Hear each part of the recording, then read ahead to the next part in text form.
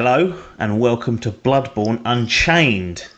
This is a spoiler Let's Talk, I guess. We've renamed the Let's Talks with spoilers in them to Unchained, so we're off the hook. We will be discussing everything about the game. So if you've not played it and you're worried about hearing plot or gameplay mechanics, then leave now. That's your last warning you're going to get.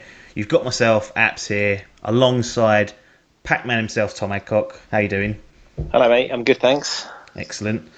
Bloodborne, PlayStation exclusive, but heavily influenced, obviously, by Dark Souls, as FromSoftware, the developers of this game, and this was kind of like not a spiritual successor, but a kind of a brand new franchise for them, but using the kind of the Souls type gameplay. How did you get snarled up and even trying to get this game? Because it's not new. This is you burning through your backlog. You've only recently completed it. It's over 2 years old now. Why give this one the time of day, knowing it's probably going to be a bit of a struggle as well? Yeah, a couple of mates actually had put me on to Dark Souls when they were. I think they might have played all of them from Demon Souls, and they'd been like saying, "You have to play this. You're going to love it." I think one of them actually challenged me to try and complete it as well. Or bet me. I think he actually bet me cash that I couldn't do it in a month or something. Yeah. But so I knew of the franchise, but obviously missed Demon Souls. Yeah. And I think when I heard this was out, even though I was in Canada and didn't have access to PlayStation, I just knew it was going on my shame path when I got back. So I'm back, and it was pretty much one of the first games I played. Yeah. I mean, I can see why. My rationale was that I've seen so much kind of positive reception for the Souls games and the series that I just had to give this a go. And I think what appealed to me a little bit more than perhaps what Dark Souls was is just the setting, the aesthetic. That old kind of Victorian, like Lovecraftian. Yes, yeah. And the kind of, it's working with like the blood disease or whatever might be going on in the background, but this resonated with me more than the sort of high fantasy setting of Dark Souls. So Bloodborne definitely appealed to me in that sense. Undoubtedly, I mean, we can't sit here and talk for 20 minutes about the lore, because although there is a lot of lore there, it doesn't really spoon feed you any of the story. You just kind of have to pick stuff up either from reading item descriptions or perhaps talking to NPCs. How did you find just that part of the game, just trying to get your head around what was going on? Did you even manage to in the end? No, not in the slightest. I mean, I did in that I would look at message boards and forums to get tips and things. Yeah. And then I would get dragged into it through that way, and I loved it, and I actually kind of liked reading about it that way. But in game, if I only had the game, I wouldn't know what the hell's going on. There's about 4 cutscenes in the whole game. It's there's nothing. Yeah, I mean, you kind of wake up. I mean, I don't really know this. I can't even remember this. You kind of wake up in this during the night of the hunt, don't you? So there's all these. Yeah, so you go in to get. Basically, you're in that room getting a blood transfusion. Yes. Do you remember? And then you get put to sleep and wake up, and then you're on. That's it, pretty much. And you're kind of. I think you're a designated hunter, and you're seeking out something known as the pale blood. And I don't think I ever quite understood what or where that was. But you kind of. The game itself is the gameplay. This is a pure out and out game that kind of lives and dies by its mechanics, and in particular the combat. Challenging is the word that people use. Very difficult, stupidly hard, some people may also say. Where did you sit on the difficulty of Bloodborne? Is it too hard in its place, or is it just about right? It's a brutal learning curve, I found. I don't know if I was out of practice or I just haven't played a game like this. Yeah.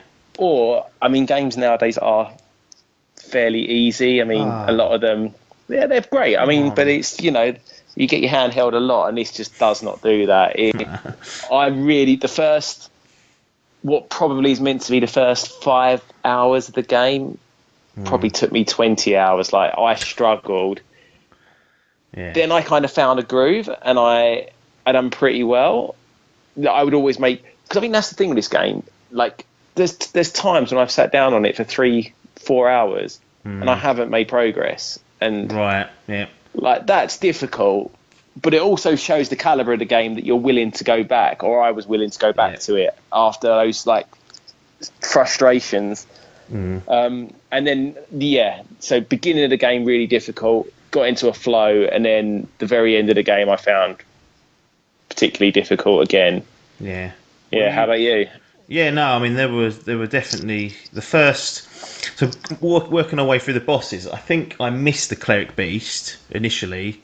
Yeah, I took a different route and I ended up straight on Gascoigne's door. well, it's a nightmare. Not the place to end up. And I hadn't died at a boss yet, or met a boss, so I wasn't even leveled up. So the first time I met him, I was well underpowered. So I hadn't. So I got my ass kicked anyway. But I remember that opening bit, thinking, I actually don't know if I'm ever going to do this, because one of the genius parts of the game is its level design and how it's all kind of connected with shortcuts and different paths and little secret bits here and there. But I cannot hide how frustrated I was when I would spend 2 hours battling down a path that I thought was going to progress me, and it ended up being a dead end. Yeah. You just think, now I don't even know where to go.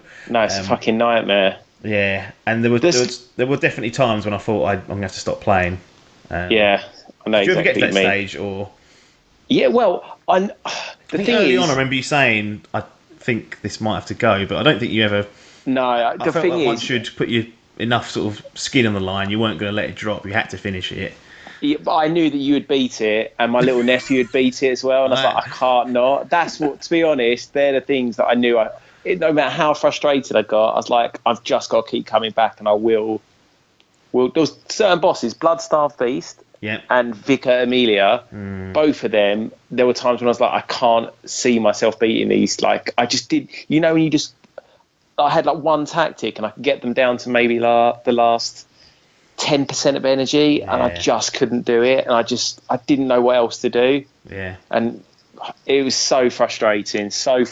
Once I beat Vicar, I don't know, I think maybe then I was probably a little overpowered at that point, so then I kind of because the next one after that, if you remember, well, you don't have to, is the Witches of Hemwick, which piece of piss, and that's a really nice respite, and it's interesting because, like, having completed it and read up quite a lot now, how what bosses people struggle on, because I found those two, and then the final boss, like the hardest. Everyone else, I would say I probably beat within 10 attempts, which sounds like a lot, but I mean, I probably lost to the Bloodstarved Beast, Vicar, and the last boss. I don't know, isn't it? I don't know. I lost count of how many times. And then the fact you have to go out and farm for more blood vials and ammo and stuff it's not nice when you're stuck in that circle. Basically, it's a pain in the arse.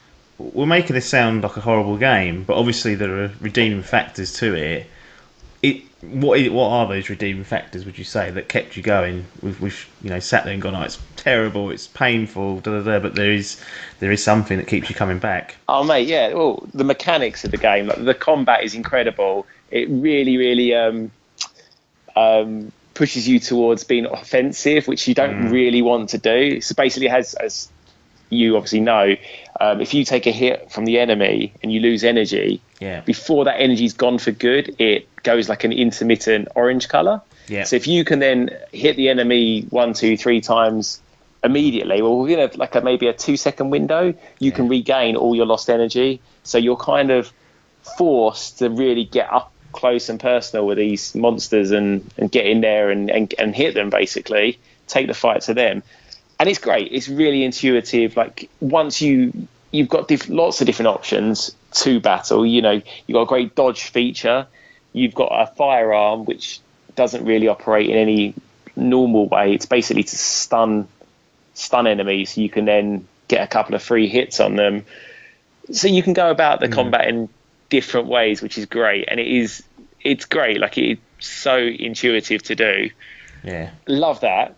I mean, as you said earlier, the actual world design, you do want to know what's next, and the bosses are always incredible. Sometimes I'd read the name of a boss, and I'd be so intrigued and have to fight myself not to have a look at him, and to get to him and find out what he is for myself. And the other thing is like the sense of accomplishment. Like I said earlier, like I do love modern video games, but they are relatively easy a lot of the time. And this, I was like whooping for joy after beating some of those bosses, man. Like I've never been so relieved and so happy. Yeah, yeah. And you don't, I think that it's a game, you have to learn, you have to get good, and you do, or you die, or you stop playing. And I think a good example is that I'm playing alongside this. Me and a friend are playing Tomb Raider, the new one. I forget what it's called. Rise of the Tomb Raider. Great game, like nothing wrong with it, but it is like an interactive movie almost. Like it's. Getting on your FromSoftware elitist horse. Master race. Oh, it's not hard enough, but yeah, like I think I'm so disinterested in it because you can kind of almost play it like half-heartedly. It resets you. Within 30 seconds of where you died. There's no fear of dying. You can just waltz in anywhere, try anything. It all works and. Yeah, I don't know. I just think that was a good example because I was like, if I was playing this game on its own, I'd love it. Playing it alongside Bloodborne, it was. I just didn't like it. I didn't enjoy it. Oh dear. Do you think that's? I mean, if you had the choice, maybe not the choice, but if someone said, "Look, you can only play Bloodborne type of games, or Dark Souls type games, or you can keep with your, you could play Tomb Raider, you could play The Witcher, you could play Uncharted, you could play the last. Would you choose to just stick with churning out every year or so a new Souls type game that's just suffocatingly difficult? Fuck that, it's too much. Like, don't get me wrong, it's great. It is great, but like now I'm well up for some Lara. Just something nice and easy. Like you can't. It's too stressful. Like it's hard. Honestly, I liken it to like losing money. Sometimes when I was on that game and I had like a lot of they're not called souls, are they now? What are they called? Yeah. Like 50, 60,000 and I died. And then obviously you get the one shot to go back. And I was like, right, play it cool, Tom, just don't take any risks. And then you die and like your heart just sinks. It's like losing money at a casino or something. It's the worst feeling in the world. And you realise like the last hour and a half of play was pretty much for nothing. Yeah, it does give you a shot to get it back, though. You can regain your blood echoes if you get back to that spot. Yeah, once. Yeah, you get one shot at it. So if you die at a boss, if you accidentally stumble into a boss and then die, it's like... Yeah, that happened to me. That's completely gone, Yeah, that is frustrating, but it's learning, isn't it? It's learning that the game will not give you the modern kind of hand-holding or niceties that games have now. It is, you die, you go back to your last...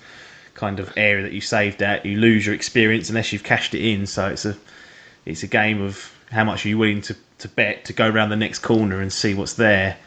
But I thought it was great. I agree with you. I don't think I could sit there and play through another one straight away or even want to really. Which is when the old Hunters DLC come up, I was like, you know what, I've had my fill. And same with Dark Souls 3 when that came up, I was like, you know what, I know this is going to be the last one in the entry. I've missed the first two. I know there's going to be some sort of lore attachment, but it's not going to be anything massive that I'll cry about. But still, I just didn't fancy tackling that. And I think that's a testament also to how challenging Bloodborne was. But how these games literally they're not for everyone, and they're not for everyone at every moment in time. You need to get yourself into a certain mode to be able to tackle a Souls game, but. Like you said, the satisfaction of completing one or getting just through to the next lamppost or bonfire, there's not a lot of feeling like that in games these days because, like you said, the challenge just isn't there. Exactly. It's great that this is out there. Like for people who want it, then it's so good that this company is making these games, and hopefully, even if Dark Souls isn't going to be a thing anymore, and I feel like Bloodborne is a one shot. I don't know. Yeah. But I'm certain they won't. Stray too far from this formula for whatever they've got up their sleeves next. And I'm definitely going to play Dark Souls 3, I think, but down the line. I mean, no rush at all. And I don't think I'd go back in for the DLC. I was just glad. Like by the end, like the very end, I was glad. Yeah. Like it sounds negative, and it's not. But I was ready for it to be over. You know, Yeah. there's portions of that game that I could literally, I know where every enemy is, like every turn, every corner. I know because I've gone through them. I died so often that just repeated them, and yeah, I was ready to sort of leave that world in the end. Certainly satisfied. What were some of your standout, maybe your favourite bosses or locations that you encountered on your journey? It's a good question. I loved Gascoigne. Thought he was great. Yeah, he's a tough fucker as well. He really is. Yeah. I mean, yeah, he is tough. I fucking hate the two I struggled with. Yeah. I love the spider, Big Rom. Oh, Big Rom, yeah. He was good. Kind of kicks off the final third of the game, doesn't it? Once you kill Rom, the world kind of changes and the sky goes red, and you kind of think, right. Yeah, I must be making some progress here. Once I started reading about the lore, that's what they said. He's literally like the gatekeeper to like the great ones or whatever, and the whole like dream world. Really clever, but he was a good one. Who else did I like? I like the one Reborn. I thought he had a great cutscene when he came out. Does he come out of the moon or just I don't know what he does, but when the moon, the moon kind of goes that blood red color, and you're like, fuck me, what is coming now? That's good.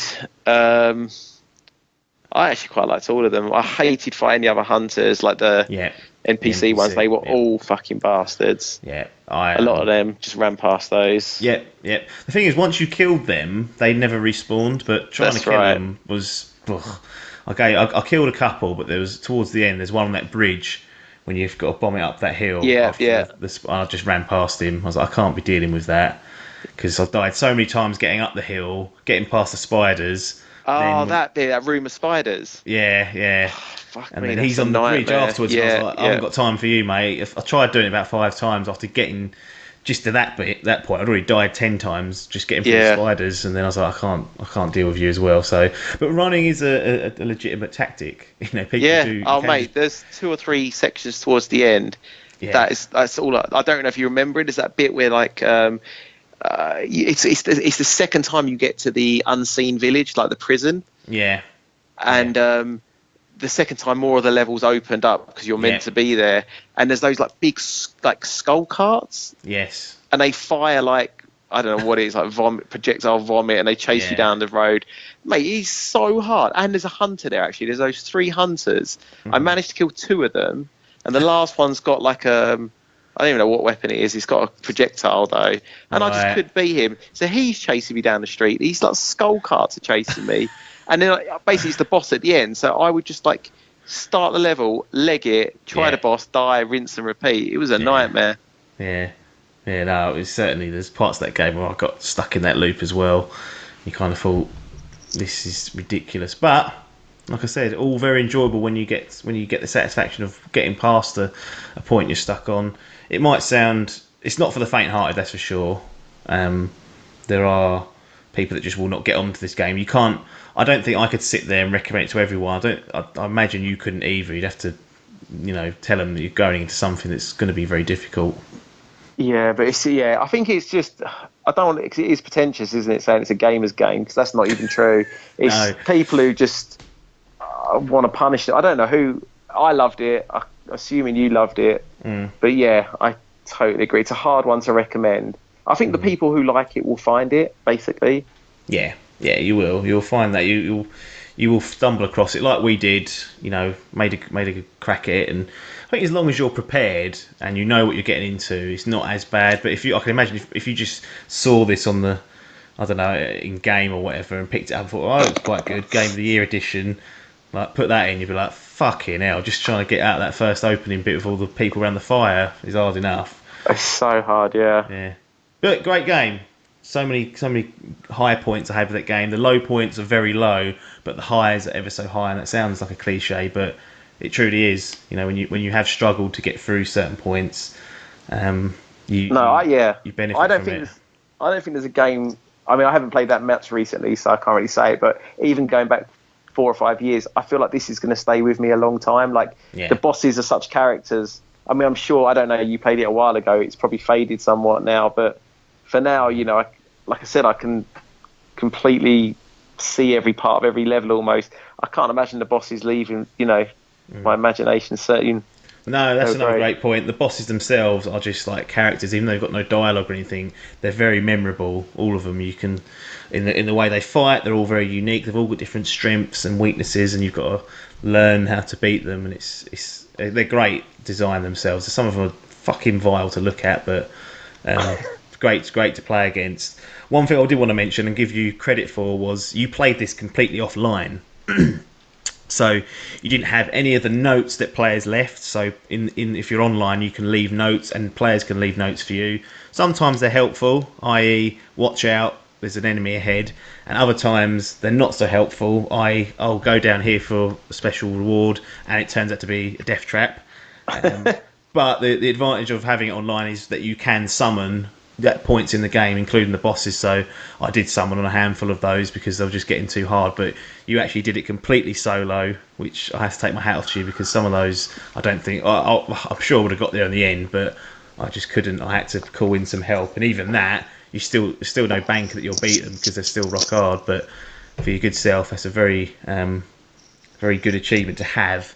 I think that's it. I mean, we've talked longer than I expected, but Bloodborne, great game. I can't sit here and recommend it to everyone, nor can Tom. But it was something that I experienced probably. When did I experience it? So 2015, I think I got it. The year it came out, I got it a bit later, and it ended up being my game of the year that year. One thing that was really interesting about it actually is when I play a game, I usually I love like a Deus Ex or something like that, where it's like an immersive like simulation of the world, and you can kind of tackle things in different ways. So you don't necessarily have to combat everything. You can talk your way out of it, or you can find a little hack or something and get him through the side or whatever, like to avoid conflict essentially. By the time I'd finished slaughtering the hundreds of enemies through this game and kind of been like a seasoned almost hunter, you feel like when you get that offer from the last hunter at the end to submit your life, which, you know, if reading up on the ending means that it kind of gives you a nice, decent little, you know, cutscene. You get your head taken off, but you wake up out of the dream itself. Or you can stand there and fight and you know, fight to the end and beat him, and then you get a different ending. 9 times out of 10 in any other game, I would have sat there and gone, right, I'm happy just to submit my life, it's done. But for some reason, this Bloodborne really got under my skin. I thought, you know what, I'm going to beat this fucker. I was like hungry for his blood. Like I turned into like the hunter that the game had kind of loosely put me on. It's really interesting that I'd changed my whole gameplay style changed just for this game, making it more difficult and just wanting to kill anything that moves. But terrific game. One to recommend to those that want to do the challenge. Certainly don't feel bad if you don't fancy the challenge. It's not at all pleasant at times, but I think I can speak on behalf of me and Tom saying we had a great time. We will be watching the new games that FromSoftware produce, and you know, Tom himself said he'll jump back into Dark Souls, so maybe we'll have a chat about some of the differences between Bloodborne and Dark Souls when you've had enough rest and managed to recharge your batteries from a Souls game, and we'll catch up then. Will do, mate. Sounds good. No, nothing more for us to say apart from thanks for your time and ta-da. See ya.